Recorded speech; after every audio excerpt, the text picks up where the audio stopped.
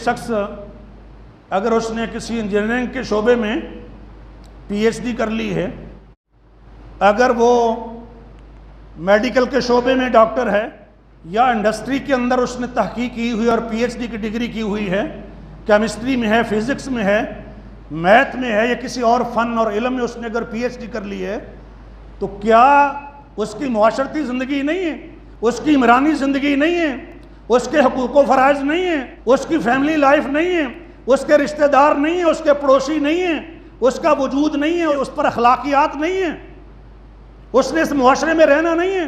اخلاقی تقاضے کیا ہے، معاشرتی تقاضے کیا ہیں، رشتہ داروں کے حقوق کیا ہے، پڑوسیوں کے حقوق کیا ہے، انسانوں کے حقوق کیا ہے، مردوں کے حقوق کیا ہیں، عورتوں کے حقوق کیا ہے، کیا حلال ہے کیا حرام ہے، کیا اس مسلمان کے لیے جاننا یہ ضروری نہیں ہے؟ تو یہ تو سب کے لیے ضروری ہے، خواہ دنیا کی کتنی بڑی سے بڑی ڈگری، ڈاکٹریٹ یا پوسٹ ڈاک بھی کیوں نہ کر لے، تب بھی اس سے وہ کنارہ کش نہیں ہو سکتا۔ وہ یہ نہیں کہہ سکتا کہ مجھے ان چیزوں کی ضرورت نہیں ہے، چھوڑو یہ مولوی جو کر رہے، یہ ہر مسلمان کی ضرورت ہے، بلکہ میں کہتا ہوں ہر انسان کی ضرورت ہے کہ مذہب اور اخلاق کو اور ان عمرانی اور معاشرتی علوم کو سیکھے، تاکہ معاشرے کا ایک کارآمد شہری ہو وہ۔ لیکن نہیں ہے، سب سے پہلے تو یہ اخلاق اور مذہب اور دین کا علم اس کے لیے ضروری ہے۔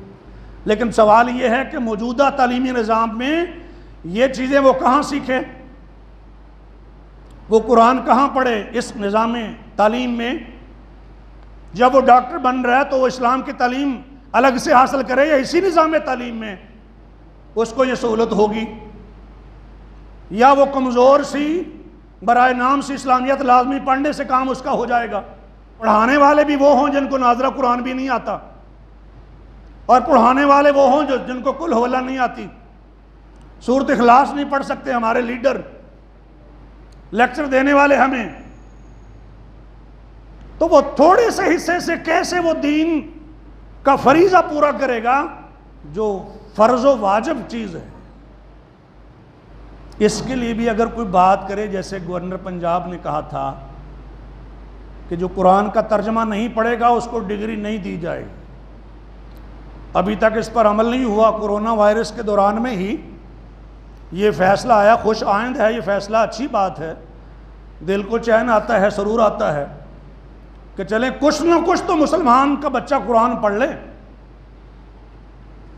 لیکن اس بیان پر لوگوں کو کتنی پریشانی ہوئی جو اپنے آپ کو مسلمان کہتے ہیں اور نام بھی ان کے مسلمانوں جیسے، اور رد عمل ایسے دیتے ہیں جیسے کفر اسلام کی جنگ چھڑ گئی، جیسے ویٹیکن سٹی کے اندر اسلام نافذ کر دیا گیا ہے، اس طرح کو رد عمل دیتے۔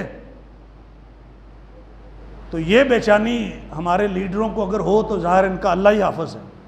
وہ لوگ جو یہ ڈگریز حاصل کر لیتے ہیں اور مذہب اور اخلاق کی بنیادی تعلیم نہیں لیتے ہیں، پھر نتیجہ یہ ہوتا ہے کہ ایک آدمی ڈاکٹر تو بن جاتا ہے لیکن انسان نہیں بنتا، صنعت کار تو بن جاتا ہے، انسانیت نہیں سیکھتا۔ ایک آدمی پی ایچ ڈی کی ڈگری لے لیتا ہے، انجینئر بن جاتا ہے، لیکن اچھا انسان اور اچھا مسلمان اور اچھا شہری نہیں بن سکتا۔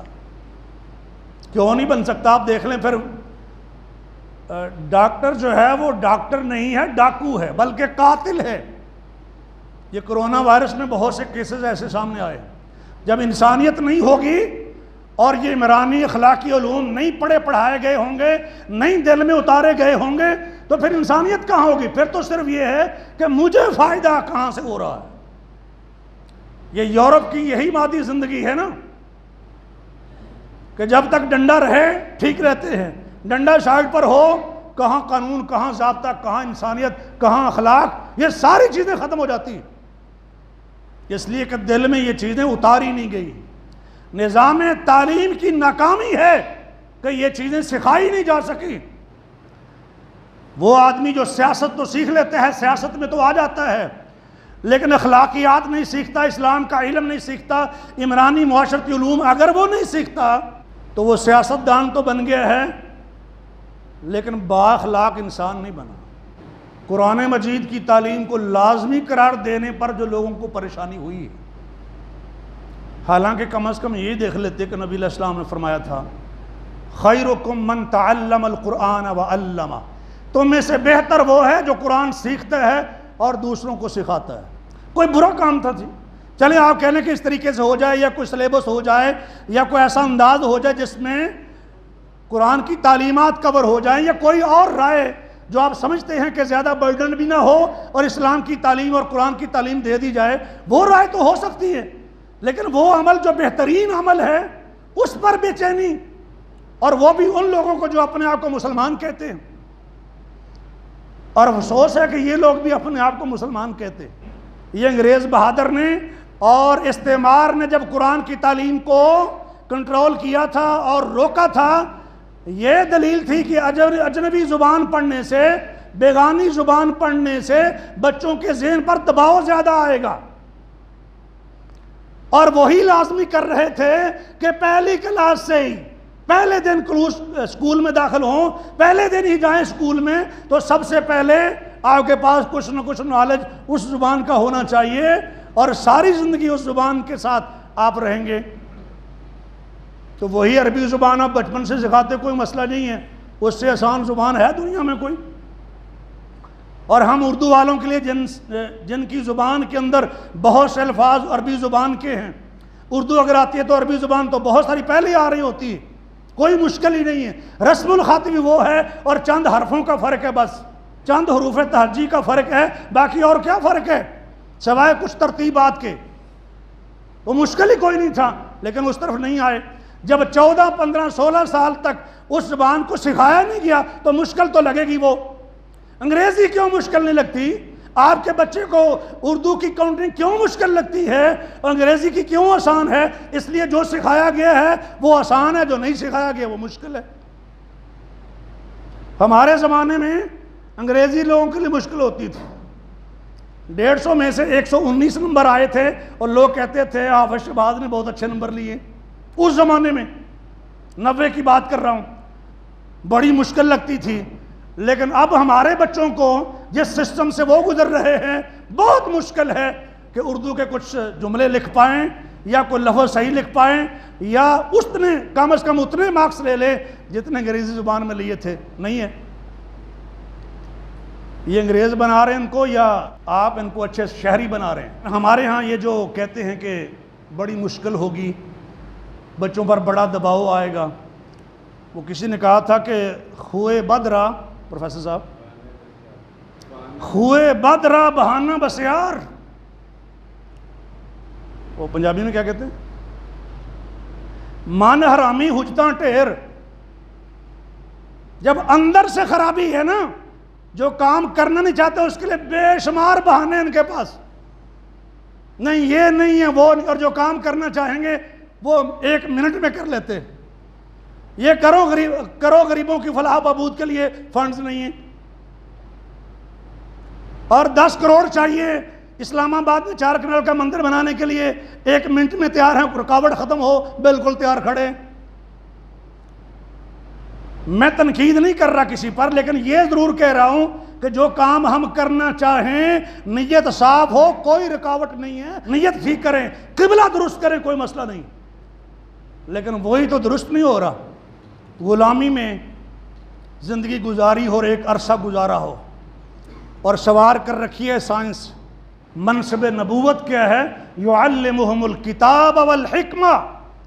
4 آیتیں قرآن مجید کی، ایک میں فرمایا یعلمکم الکتاب والحکمہ، اور 3 میں فرمایا یعلمہم الکتاب والحکمہ، انہیں کتاب و حکمت کی تعلیم دیتے ہیں۔ کتاب و حکمت کی تعلیم یہ تو نبی کا کام ہے، اور اسی کی بات اگر کالج میں کی جائے کہ یہی تعلیم ہو، یونیورسٹی میں یہی تعلیم ہو، اس میں کیا اعتراض ہے جی؟ مسلمان کو تو خوش ہونا چاہیے۔ اور یہ جن لوگوں کو مروڑ اٹھے ہیں قرآن کی تعلیم کی وجہ سے، تھوڑا سا ذکر ان کا بھی، جنہوں نے قرآن کی تعلیم کا بھی مذاق اڑایا ہے اور گورنر صاحب کا بھی مذاق اڑایا ہے۔ ہماری نہ تو کوئی سیاسی پارٹی ہے اور نہ گورنر صاحب ہماری کسی سیاسی پارٹی کے ہیں، لیکن جس کی جو بات صحیح ہے، درست ہے، اس کے بارے میں آگاہی اور وہ پیغام آپ کو سٹیج سے جانا چاہیے۔ تو ایک گورنر وہ بھی تھا جس نے یہ کہا تھا کہ یونیورسٹیوں میں موسیقی کی تعلیم ہونی چاہیے۔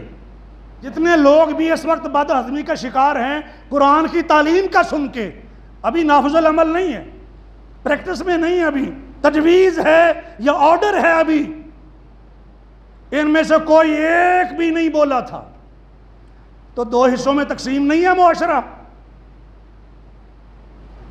آپ کا وزن کس پلڑے میں ہے؟ یہ ہے اصل کہانی کہ اپنا وزن کس پلڑے میں ڈال رہے ہیں۔ یہی لوگ، یہ بچوں پر بوجھ نہیں تھا موسیقی کی تعلیم دینا ایکسٹرا طور پر، جو اب دلیل ہے تب کیوں دلیل نہیں تھی؟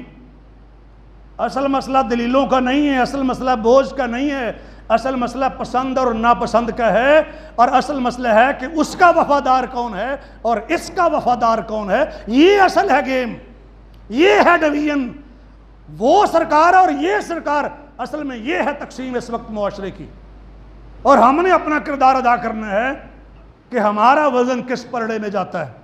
ایک صاحب کہتے ہیں جی، ایاز میر ان کا نام ہے، کہتے ہیں دیکھیں اگر دوسرے ممالک میں، یورپ میں اگر یہ کہا جائے کہ انجیل کی تعلیم لازمی ہے تو وہ کہکا ماریں گے لوگ، یہ کیا بات ہے جی؟ بھائی وہ تو کہکا اس لیے ماریں گے کہ انہوں نے مذہب کو فارغ کر دیا ہے، دین اخلاق انہوں نے فارغ کر دیا ہوا ہے، تو وہ جن کی ریاست نظر آتی ہے، پاکستان کا مطلب کیا، لا الہ الا اللہ اور اسلامک اسٹیٹ اور اسلامک ریپبلک آف پاکستان، وہ کیوں اس کا مذاق اڑائیں گے؟ وہ تو اس پر خوش ہوں گے، دلیلیں کیا ہیں اور اپلائی کہاں کر رہے ہیں؟ اس معاشرے کا اور اس معاشرے کا زمین آسمان کا فرق ہے، اور ان کی پسند اور ناپسند اور ہماری ناپسند اور پسند کا زمین و آسمان کا فرق ہے، تو کیسے اس کو دلیل بنا سکتے ہیں؟ پھر ہم کون سا لازمی کر رہے ہیں اس کو؟ یعنی وہ ہمیں کیوں انجیل پڑھائیں گے؟ ہم وہاں جاتے ہیں، ہمیں قرآن پڑھائیں، ہمارے مذہب کی کتاب ہے، وہ یہاں آتے ہیں، ہم ان کو ایتھکس پڑھاتے ہیں کہ نہیں پڑھاتے ہیں؟ نان مسلم سٹوڈنٹس ایتھکس پڑھیں، اپنے مذہب کی تعلیم حاصل کریں، ہم کون سا غیر مسلم بچوں پر قرآن پڑھانا لازمی کر رہے ہیں؟ مسلمانوں کے لیے لازمی کر رہے ہیں نا، اس میں دلیل یورپ کی کیسے چلے گی جی؟ ایک صاحب ہیں، ان کے نام کے ساتھ غازی بھی آتا ہے، صلاح الدین بھی آتا ہے، غازی صلاح الدین، پتہ نہیں کہاں کے غازی ہیں، کہتے ہیں جی جدید مضامین کو تو بھول جائیں، آپ تو قرآن کی باتیں کرنے لگے لوگ۔ بھئی کس نے کہا جدید علوم نہ پڑھو؟ کیا نہیں پڑھائے جا رہے ہیں؟ ایک اور صاحب ہیں آئی اے رحمان، اور انہوں نے تو ہیڈنگ بنائی ہے کریپنگ اسلام، یہ دیکھ لیں مسلمان ہیں، یہ آئی اے رحمان، کریپنگ اسلام، ہیڈنگ ڈان کے اندر رینگتا ہوا اسلام۔ اور یہ کس پر تبصرہ ہے؟ اس پر تبصرہ ہے کہ گورنر نے کہا ہے کہ پنجاب کے اندر کسی یونیورسٹی سے کسی بچے کو ڈگری تب تک نہیں ملے گی جب تک کہ وہ قرآن کا ترجمہ نہیں پڑھے گا۔ اس پر یہ آرٹیکل ہے ایک مسلمان کا، کریپنگ اسلام۔ میں کوئی نہیں فتویٰ دے رہا، لیکن آپ کو بتا رہا ہوں کہ کس قسم کی سوچ ان لوگوں کی، اور جاہل اتنے ہیں، کہتے ہیں اسلام میں تو جبر نہیں ہے، لا اکراہ فی الدین۔ بھئی اسلام میں جبر کا کیا مطلب ہے؟ کہ بچوں کو قرآن نہ پڑھاؤ، ان کو نماز نہ پڑھاؤ، انہیں یہ نہ کہو کہ آپ مسلمان ہیں اسلام والے کام کرو، یہ معنی جبر کا؟ اللہ کا خوف کرو، یہ جبر کا معنی یہ نہیں۔ جبر کا معنی یہ ہے کہ ایک آدمی کو زبردستی آپ مسلمان نہیں کر سکتے، یہ معنی اسلام میں زبردستی نہیں۔ یہ نہیں کہ اسلام میں سختی نہیں ہے، پابندی نہیں ہے، بس آزادی رکھو، اسلام میں جبر نہیں ہے، اور اپنی مرضی کرنے دو، لوگوں کو عیاشی کرنے دو، اسلام میں جبر نہیں، یہ مطلب نہیں ہے۔ کسی مفسر نے آج تک یہ بیان کیا ہے تو بتائیں اس کی کوئی دلیل؟